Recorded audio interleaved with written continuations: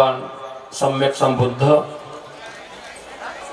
त्यांचा पवित्र असा धम्म सदा पूजनीय भिक्खू संघ या तीन रत्नांना त्रिवार अभिवादन करतो।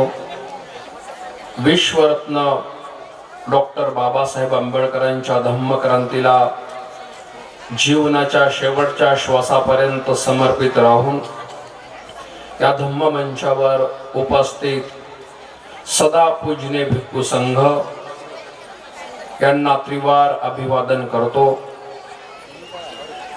उपस्थित सर्व श्रद्धा संपन्न उपासक उपासिका आपल्या सर्वांच्या प्रती हिताची सुखाची मांगल्याची कामना करून धम्मदेशना श्रवण करण्याची ही सुंदरशी वेळ आहे। आज आणि उद्या आपणा सर्वांना या सधम्मच्या ज्ञान सागरामध्ये स्वतःला न्हावून घ्यायचं आहे।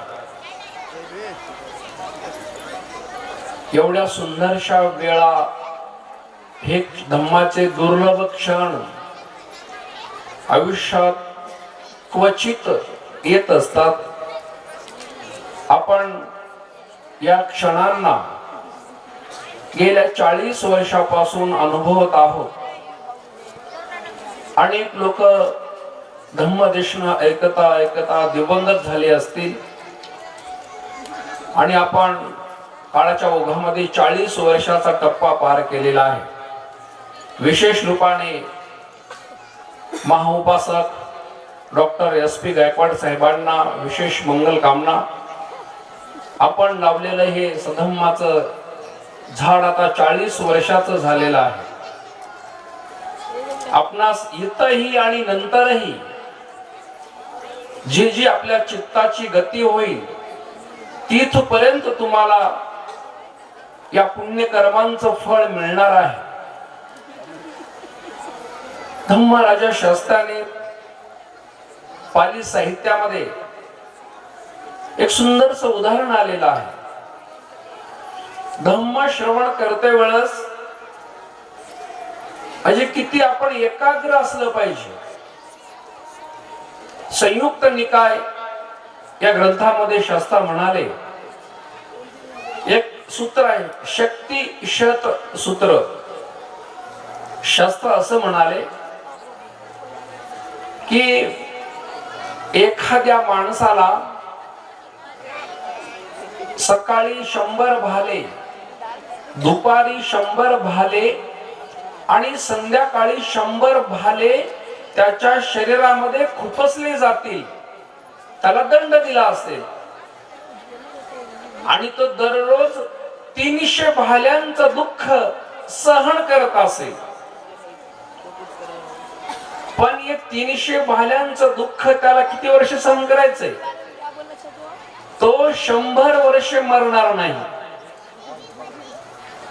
दररोज 300 भाल्यांचं दुःख महिन्याकाठी वर्षाकाठी आणि शेवटी 100 वर्षापर्यंत दररोज त्याच्या शरीरामध्ये 300 300 आणि 300 100 100 100 दररोज 300 भाले खुपसले जातील। आणि भगवान म्हणाले, त्याला जर एखाद्या सज्जन माणसाने सांगितलं की हे सन्मित्रा, तू हे दररोज तर 300 भाल्यांचं दुःख सहन करून आजपासून 100 वर्षाला तुला कोणीतरी 4 आर्य सत्यांची धम्मदेशना करणार आहे आणि त्या 4 आर्य सत्यामध्ये तुला विमुक्तीचा मार्ग सापडणार आहे। म्हणजे श्रोतापन्न, सकृदागामी, अनागामी आणि अरहंत अवस्था तुला प्राप्त होणारी आहे। तेव्हा दररोज 300 भाल्यांचं दुःख सहन करताना मनामध्ये एक प्रकारची तू प्रसन्नता ठेव। ठीक आहे, मी 300 भाल्यांचं दुःख सहन करीन, परंतु अंतिमतः मला धम्माचा साक्षात्कार होणार आहे असं समजून जो कुलपुत्र वागतो तो अंतिमतः या निर्वाण गामी अमृतमय तो फळाला प्राप्त होतो. म्हणून बुद्ध म्हणतात की एवढं दुःख सहन करण्याची क्षमता आपल्यात असली पाहिजे सधम्माचा साक्षात्कार करण्यासाठी. कारण या जन्म आणि मरण्याच्या दुःखाच्या बाहेर जाण्यासाठी दुसरा मार्गच नाही. जन्म मरणे या दुष्चक्राच्या बाहेर पडण्यासाठी धम्म सवण कालो अयं भदंता, ही सुंदरशी वेळ आणि सुंदरसा काळ धम्म श्रवण करण्यासाठी आपण व्यतीत केला पाहिजे. धम्म श्रवण केल्यामुळे आपण जे कधी ऐकलं नाही ते आपल्या कानावर पडायला लागतं आणि कानावर पडल्यामुळे आपली श्रद्धा त्या सधम्माच्या प्रती वाढायला लागते. आपल्या मनामध्ये ज्या शंका कुशंका संदेह जे काही असेल ते सर्व त्या शंकेचं कुशंकेचं संदेहाचं निराकरण होतं. आपण जे ऐकत असतो त्या ऐकल्यामुळे आपल्या पुन्हा पुन्हा ऐकल्याने मागील गोष्टींचं स्मरण होऊन त्या सधम्माच्या पवित्र गोष्टींवर आपला विश्वास बसायला लागतो.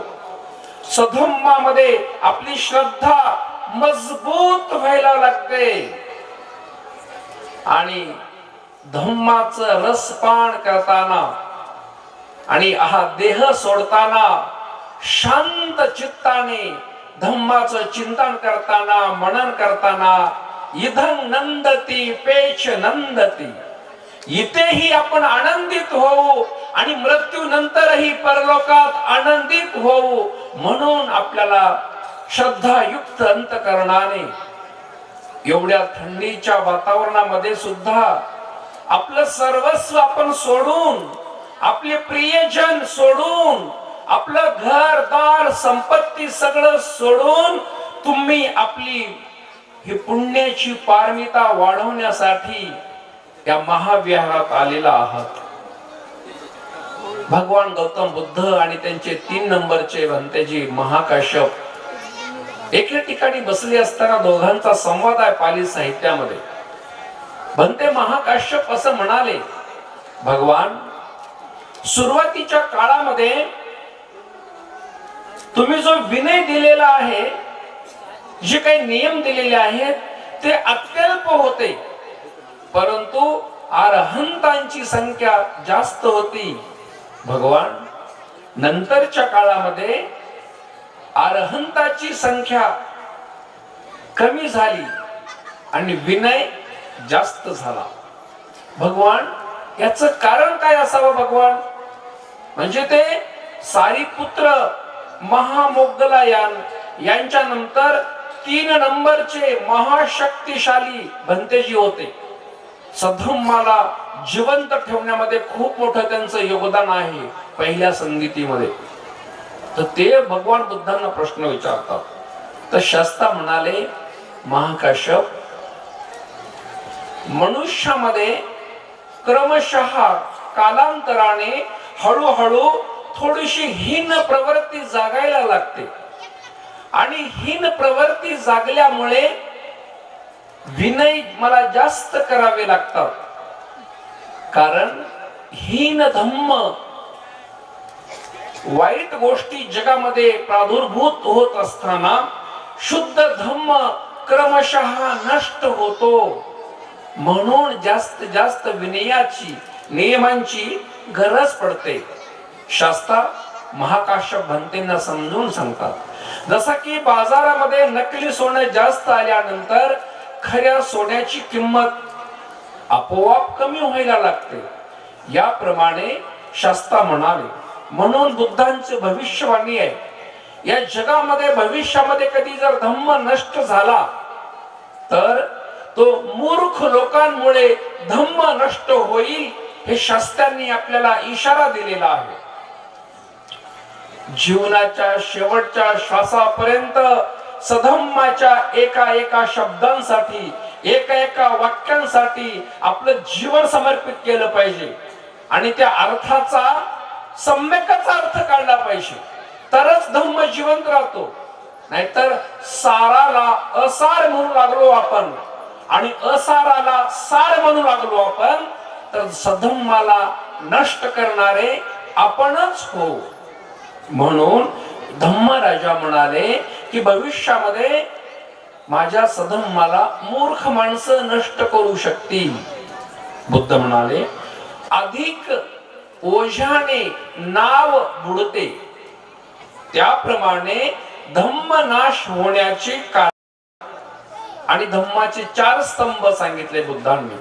भिक्खू, भिक्खुनी, उपासक आणि उपासिका हे धम्माचे 4 आधार स्तंभ आहेत.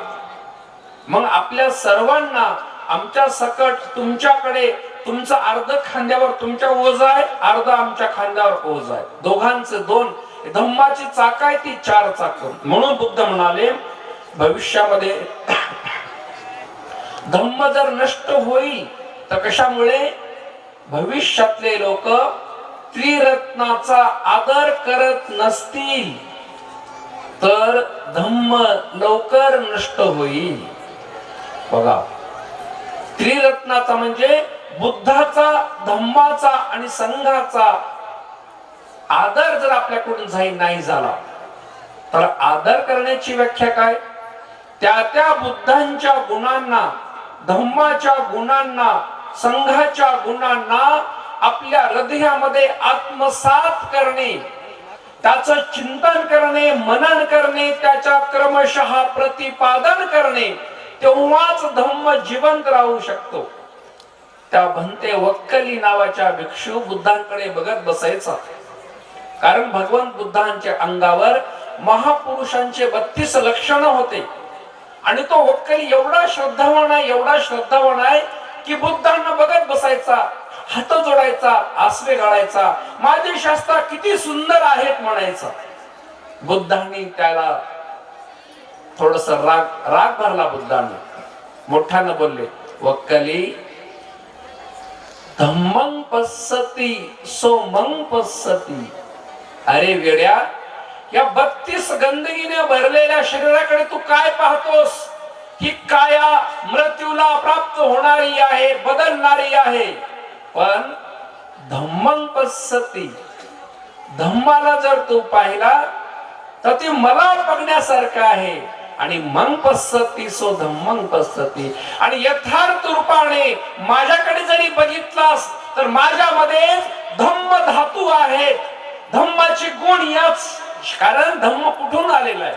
धम्म शास्त्रांच्या या महापार्वतींच्या तेजानं हा धम्म हृदयातून आला. धम्मराजांच्या 4 असंख्य 1 लाख कल्पाच्या पारमितेच्या बलाने धम्मराजाने या धम्माचा साक्षात्कार स्वतः आधी केला आणि जगाच्या मांगल्यासाठी लोकांना तो सांगितला.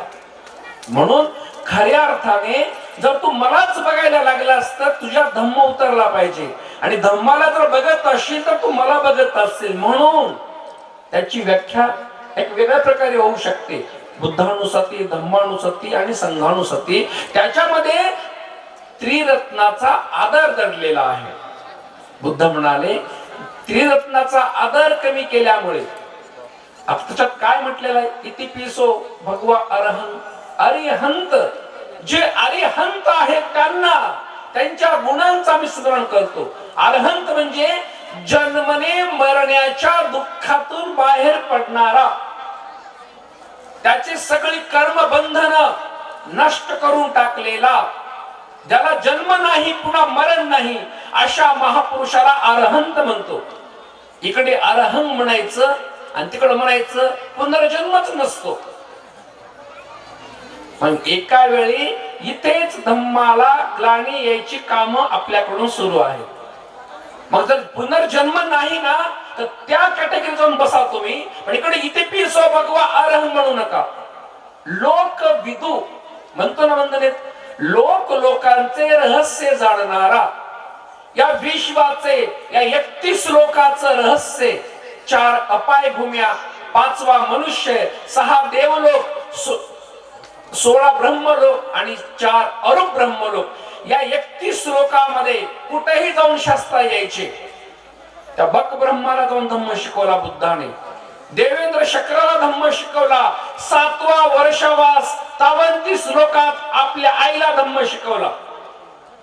मग इकडं सुगती नाही दुर्गती नाही असं म्हणायचं, आणि इकडं मग लोकविदू म्हणायचं. लोकांचे रहस्य जाणणारा, हजारो लाखो चक्रवाला पर्यंत आपल्या धम्मराजांचा आवाज जायचा.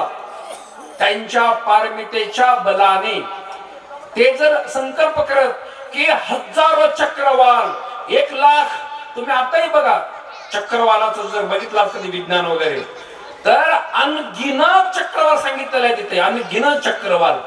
दिव्य चक्षुनी शास्त्रांनी त्यांचा शोध लावलेला आहे. मग तिकडे तर ते काहीच नाही म्हणायचं, दिव्य चक्षु नाही, आणि इकडे तर म्हणायचं लोकविदू, पुरीसा धम्म सारथी, सत्ता देव मनुष्यान, देव आणि मनुष्यांचे शास्ता. देव सत्पुरुष जे काया वाचा मनाने सत्कर्म करून, उपोषित करून, दानादी पुण्य कर्म करून, चातुर महाराजी, तुषित, तावंती, याम, परिनिमित वशवर्ती आणि 16 ब्रह्म लोकापर्यंत, जसं की आसित मुनी आहे, अलार कालम आहे, उदक रामपुत्त आहे, ते अरूप ब्रह्म लोकात आहेत. आता एवढं जाणणाऱ्या लोकांना सत्ता देव मनुष्यान, इकडं सत्ता देव मनुष्यान म्हणायचं, आणि चक्रवाल असं काही नसते, देवलोक नसते, काही नसते. मग धम्माचा आणि बुद्धांचा तो गौरव नाही, धम्माला नाश करण्याच्या मार्गाने आपलं पडलेलं ते पाऊल आहे. आणि जर कोणी असं मानत असतील सज्जन हो, तर त्याच्या सावलीला सुद्धा थांबू नका.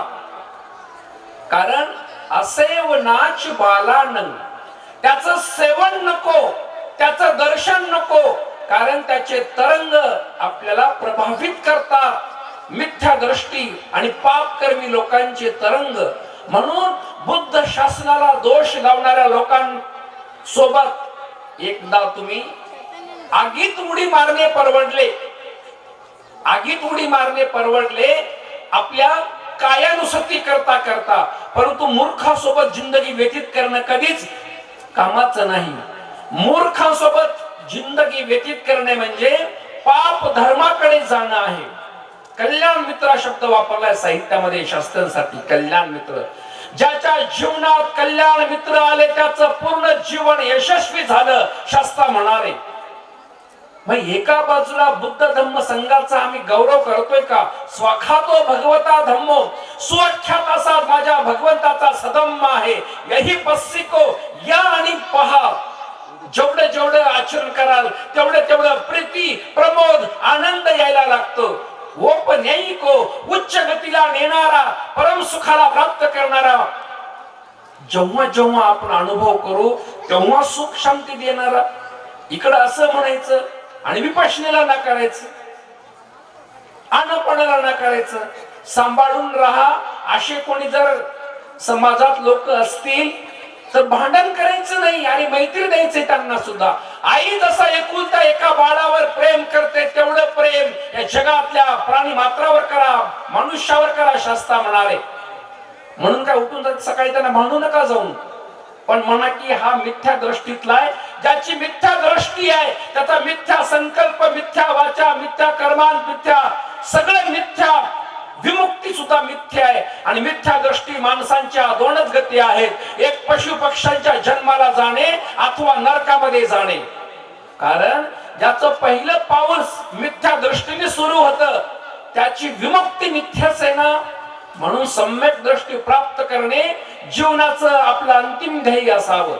म्हणून बुद्ध म्हणाले, बुद्ध धम्म आणि संघाचा जे गौरव करत नसतील. पुन्हा बुद्ध म्हणाले, जी लोक शीलाचे पालन करत नसतील त्यामुळेही धम्म नष्ट होतो. आपल्यावर लई मोठी जबाबदारी आहे. एवढं वाटतं एवढं सोपं नाहीये. शीलाचं पालन करणे प्रसंगानुरूप पंचशील, प्रसंगानुरूप ब्रह्मचर्याचं पंचशील, कधी अष्टशील पालन करणे, 10 शील पालन करणे आपलं कर्तव्य आहे. आणि जेवढं जेवढं आपण पालन करू तेवढं तेवढं बुद्ध शासन आपण जिवंत ठेवत आहोत. बुद्धांचा धम्म 5000 वर्ष चालणार आहे. त्या 5000 वर्षांसाठी जेवढे जेवढे आपल्याला योगदान करता येतं ते धम्माला जिवंत ठेवण्याचं योगदान आहे. आणि तिसरा नंबर बुद्ध म्हणाले, मनाला विशुद्ध करण्याचा अभ्यास न करणे. म्हणजे काय? आता जे भंतेजींनी सांगितलं आपल्याला की एखाद्या, आता ही प्राथमिक अवस्था आहे.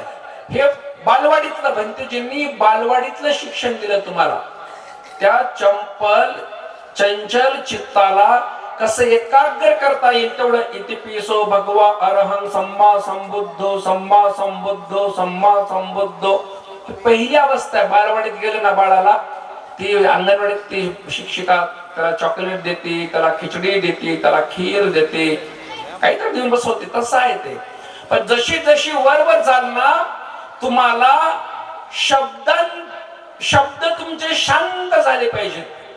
पहिल्या ध्यानामध्ये सवितर्क, सविचार, प्रीती, सुख आणि एकाग्रता पहिल्या ध्यानामध्ये प्राप्त होताना कोणताच विचार आला तरीही